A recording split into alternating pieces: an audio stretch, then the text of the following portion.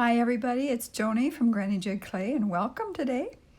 I thought we would talk about textures today for just a little while. I made some beads yesterday and I wanted to show you what texture sheets or things that I have used for texture. Here are the beads, and I wanted to show you this one first. This is sort of a layered look, as you can tell, and what I did with that is I used my ripple blade and I cut in the blue and I cut in the black, and then I lined them up to get the ripples through here. And the reason I did that is because I wanted extra texture in here when I added the paint to it post baking.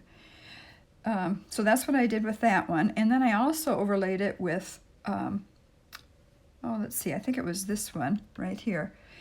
This is a stamp that I took off a wooden block. And then once I had the clay all in there, then I pressed this into it a little bit, not real hard, but a little bit. And so I could get some marks in there. So I knew I would catch paint in the crevices here where I have the ripples, but I also wanted to catch paint elsewhere, and that's why you see the striations on it. So that is that one. Let's put it right back here. Now here is a, I love this. This is a leaf making kind of a form. And so I just wanted to show you what I did with that. I rolled out my clay and I laid it over this leaf, and then I took this leaf on top of it and I squeezed them together.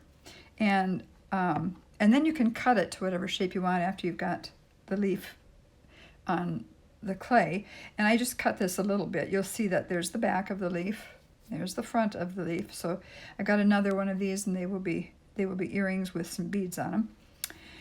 So that's that. This is wonderful. I got it off the internet, and I think that it was Patricia Thompson that I first learned about this. I think that's right. I'm trying to remember.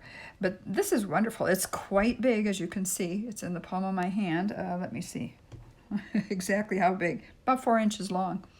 But just remember, you can, after you get the imprint on your clay, you can cut it any way you want to. All right, so that was that one.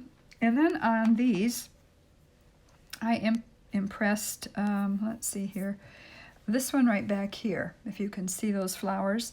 That is a big floppy, can you see?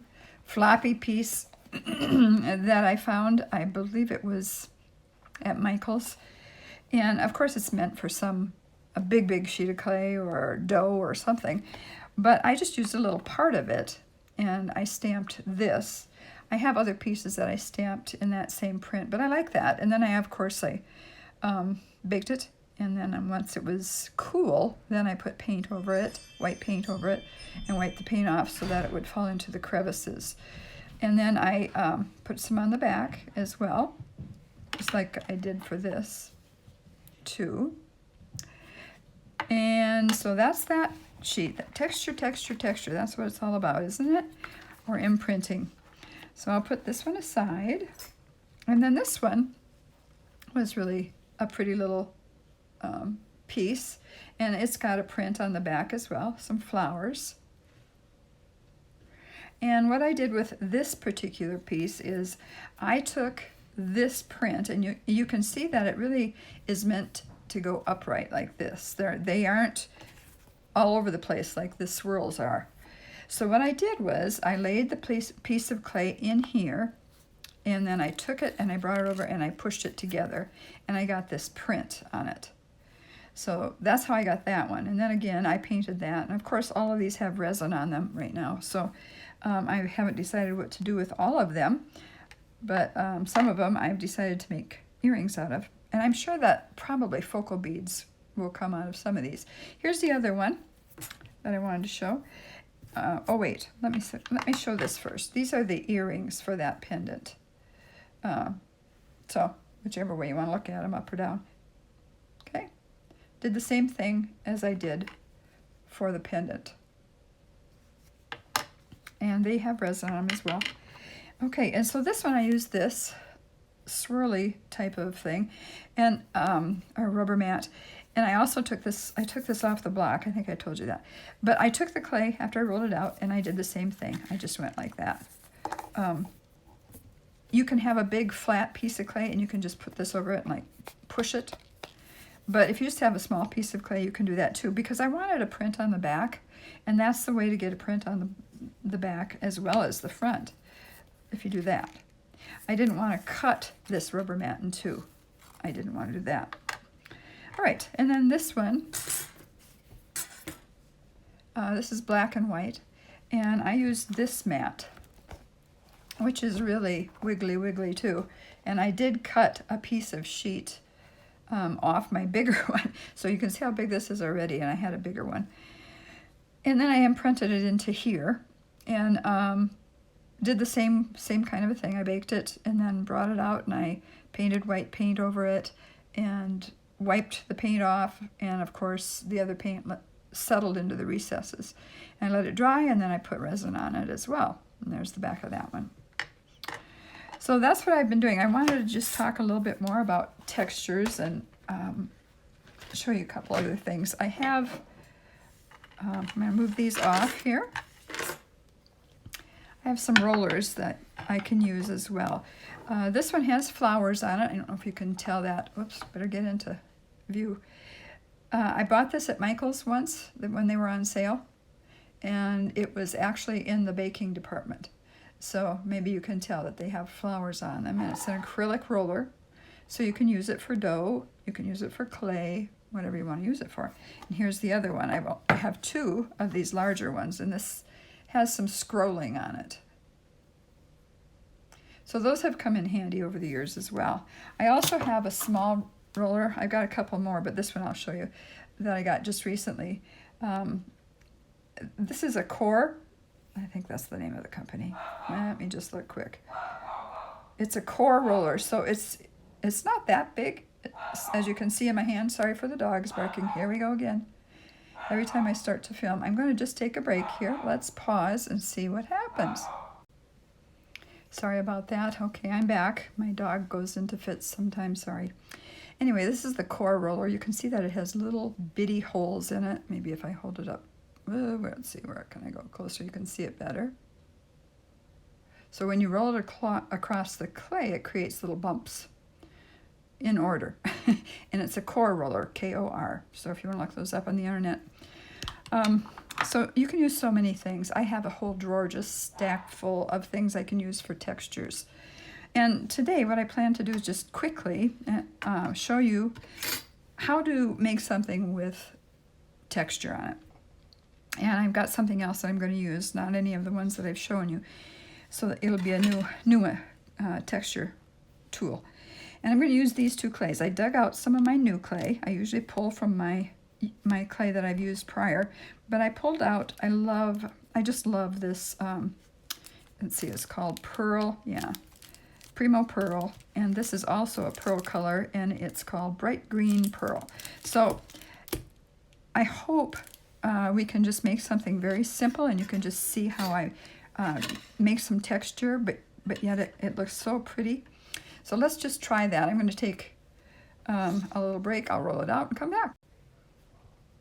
Okay, I have it all rolled out now and kind of trimmed up a little bit because I'm not going to use a lot of clay. You don't need to use a lot of clay to just practice something. And I just wanted to show you how I make something.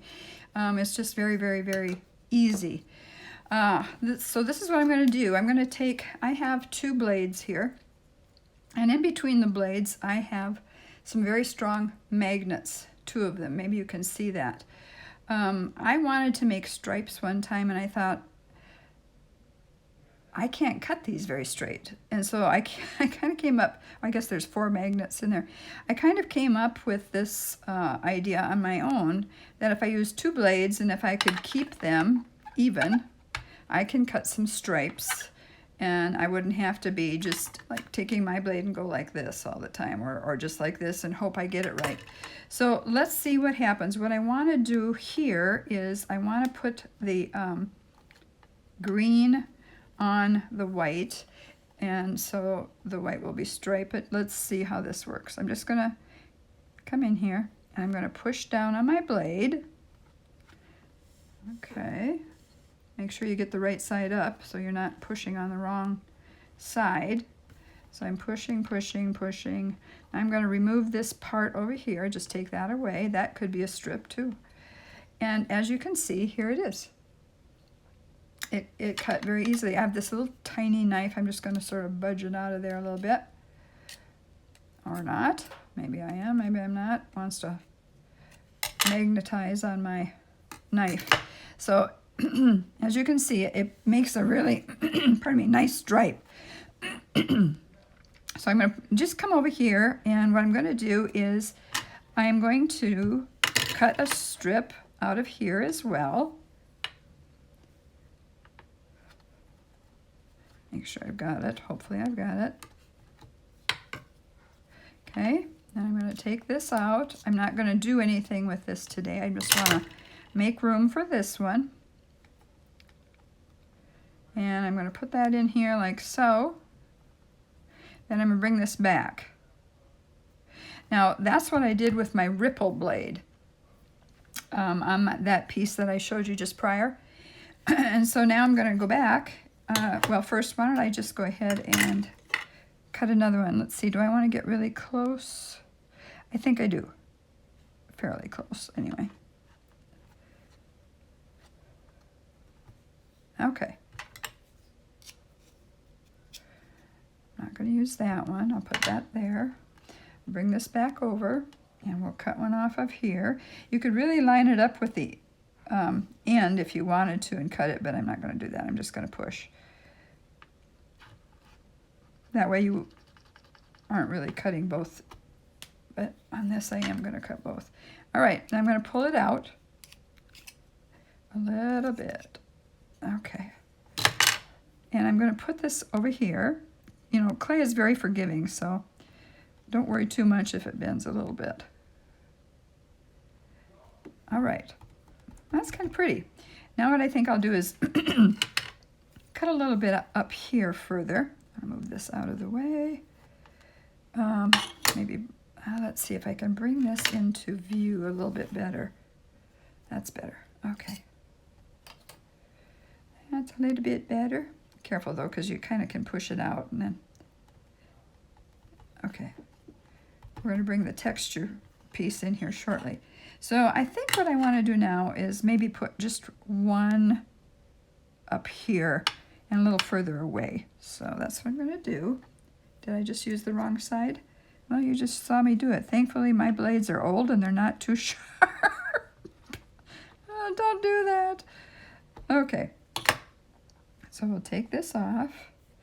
Come over here now and get another piece from the green. These would be kind of cute Easter eggs or something.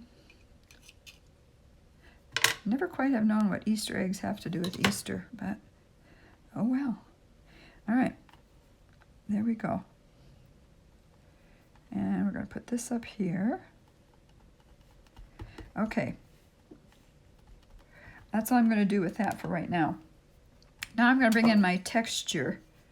I bought a great big bolt at the hardware store, and I had my husband cut the end off so I could roll it easily. If you keep the end of it on, then you kind of have to bring it to the edge of your board or whatever you're working on so you can have it flat. But he cut it for me. So what I'm going to do now is very simply just lay it down and very slowly bring it down, bring it down, bring it down, bring it down. Now, if you like that, that's great. But if you want a little more texture, you can either come from the side or you can come from the corner. Let me show you how that looks. I come from the corner. Yeah, that's pretty. Then what I want to do is I want to make sure the back side of this has a green backing. So I'm taking all my extra clay, and I'm just going to kind of wiggle this off a little bit so it's ready to be used. Okay. I'm going to run it through the machine, so I have use my acrylic roller to roll it down a little bit. Okay.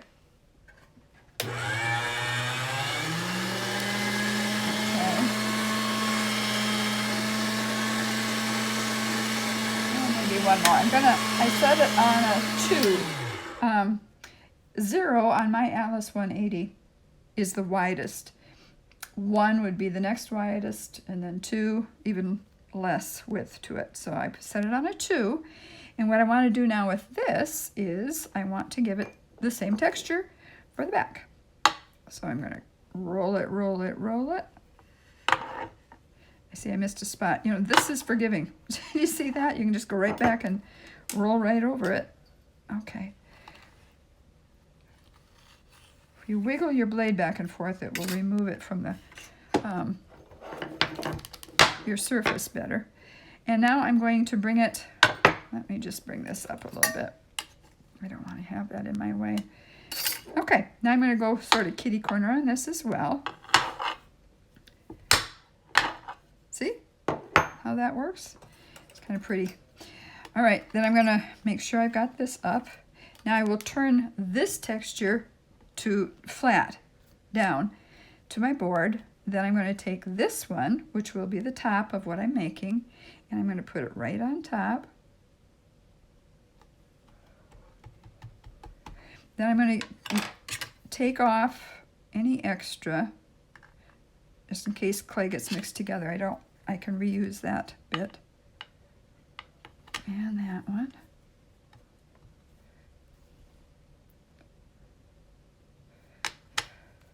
That one. And that one. Let's see if on the back, you see how it has little places on the back where I can cut that off too if I feel like it. Because when you bring in your cutter, you don't want to cut and then turn it over and find out you don't have clay on the back of it. So this is going to be the front of your piece. This will be the back of your piece. And just for the sake of easy today, I'm going to get out my circle cutter and see which one I want to use. Will that fit? You know, that's going to fit perfectly.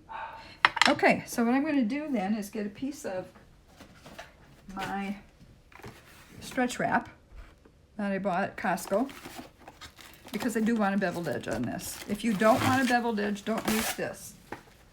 All right, there we go. And then you bring it out, put it down, make sure that it's on there well, and you're not going to find any wrinkles in it. You can kind of smooth it out with your fingers a little bit, like that. Okay, now I'm going to line up my cutter where I want it. Do you want more like that? Do you want a little bit more like that? You just kind of decide where you want to place it. And I think that looks good to me. So I can push it down with my hands easy enough, but I like to bring out my acrylic square here. And then I just press it, and then I kind of jiggle it back and forth a little bit. And then I take it and I turn it. Now, when I do that, sometimes the piece of cellophane sticks to the clay. Well, let's see if it did today or not. Nope, it didn't. Oh, yes, part of it did. Oh, there it's coming up though. See, it did stick to it a little bit. So if you have that issue, I've got some Scotch tape right here. All you have to do is put the tape on it, pull it up, and voila, you have it off. So you don't have to really pick at it very much. Now I'm going to go back, and I'm just going to, there might be a little residue around it, so I just want to get that off. Okay. And sometimes you can peel these apart. Not real often, but sometimes you can. And you can save clay by doing that. I keep my piles here, and I'll work at that after I'm off camera. But isn't that pretty? Let me pull this up. Show you how the back looks. There's the back. It's really easy to put texture on things. It's just a matter of what texture would you like to use. Now, I can go ahead and re-roll my clay and make some more of this and make some earrings to go with that if I want to. But that it's just as easy as that. So that is a bolt from the hardware store, and I also bought smaller ones, so you'd have a smaller print if you wanted a smaller print. But these are quite heavy, and so they really make a nice imprint when you want an imprint. So that's all I wanted to show you today, just kind of share a little bit more about how I texture some things. I hope you all are doing well. I hope you're playing with clay, beading, doing really something fun to make your days go by faster. And it really does help, doesn't it? God gave us gifts to use them, and so use your gifts, use your talents, and then go ahead and share those with other people. Give them away. I know I love to do that. I'm not sure I've sold many things at all. I just enjoy giving them to people. Okay, that's all I have for today. You guys be blessed, and I'll see you soon. Bye-bye.